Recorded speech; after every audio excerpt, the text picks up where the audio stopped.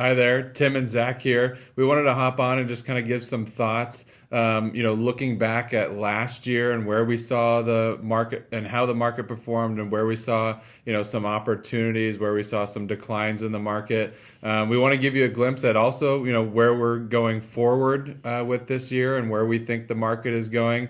In some slides there, we're going to show some PE ratios. Again, the price to earnings of those stocks of the overall market, but also of some specific sectors that we like, how that kind of affects valuations, and how we've really been tilting the portfolio and our thoughts on that going forward. We want to talk a little bit about the Fed interest rate. Again, we've shown you some slides in the past on kind of some forecasts of where we think that the Fed might kind of peak them raising rates, and we know that long term they want to pull those back down, but we'll kind of show you where some current estimates are, and then kind of wrap up a little bit of today with just kind of some bond yields and kind of some short-term opportunities that we see in the market. So just to jump in here, on this first slide that you'll see, just again talks about the index performance that we saw over the 2022 year. Obviously, when we talk about the market in general, a lot of the times we're referring to just one of these indexes, but just as this is a good reminder that each one of these indexes is still, just one segment or portion of the market. A lot of the times we're referring to the S&P 500, which we saw was down a little over 18% last year. The NASDAQ, being comprised more of some of the technology or more growth names, was down a little over 32% last year. The Dow Jones, a little bit more of a conservative index, made up more of industrials, down, just shy of about 7%. Yeah, and then you also had your international markets, represented by the EFA. That's a lot of your European markets and broader international stocks. But,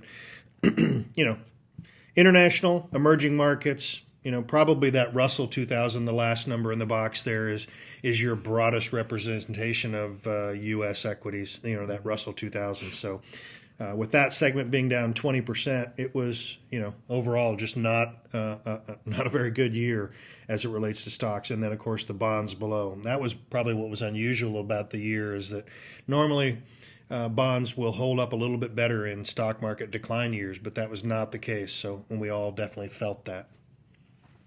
Yeah, that's a good point. And so, what does that mean? Obviously, that wrapped up kind of 2022, but what does that mean, going forward? This is, something that unfortunately we've kind of been in this position beforehand. We've seen in previous years. Yeah, this particular slide covers what happens on an intra-year basis. Now, this slide represents just the S&P 500.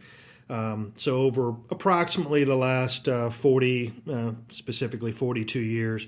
This chart, the gray bar, represents the total return at the finish of the year.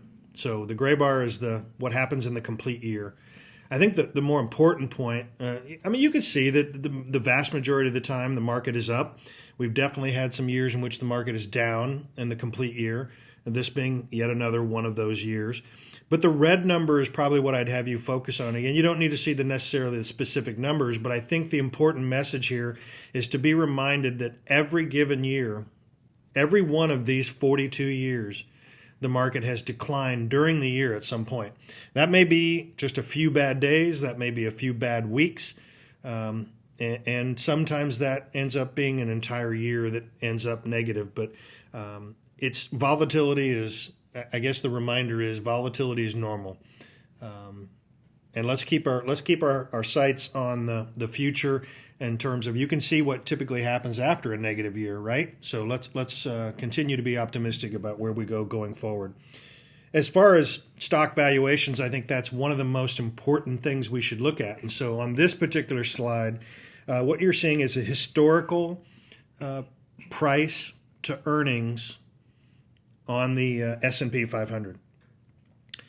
And there's three lines going from left to right. So there's a top and a bottom, and then the middle line going from left to right really represents what is a more historical average of those valuations.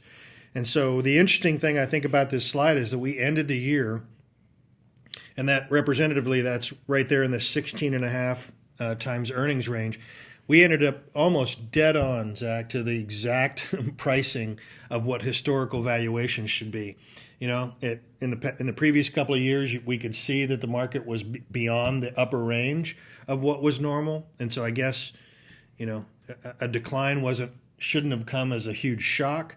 But really, maybe more importantly, is the question is, where are we going to go from here? We could either go up or we could go down, but it depends on how stocks are valued. Yeah, I mean, on the short term, we definitely are not going to make any kind of judgment calls on, you know, next year the market has to go down or the prices has to come down to be more in line with the earnings, but it's a little bit more of like a long-term trend that we're trying to follow. So this next slide, again, breaking down what Tim just talked about is kind of the overall S&P 500 and where the price to earnings has fallen, you know, in the last couple of years.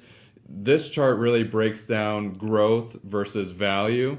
Why have we tilted more towards a value bias, you know, out of some of those growth names? Well, again, those lines going across the blue and the orange, the valuation of value stocks has been much more favorable than, you know, the growth names being a lot higher priced. So missing on the upside or, you know, expecting more volatility going forward, we feel that being priced in kind of the value, which is, you know, right under long-term trends, you know, even if we're wrong, we're going to take a little bit more less downside, and if we're right, you know, we're still going to participate in some of the upside. We still feel that growth has just a little bit more risk. It could maybe come down a little bit more. That's not to say that we're going to just be completely out of that space. We're going to own still some of those growth names. You all have Apple and Facebook and some of those larger names that you might recognize in your portfolios, but we're just going to still continue to overweight kind of that value side given, you know, the long-term trend. Yeah, I think one of the things we're probably going to look really closely at is what the Fed does with interest rates.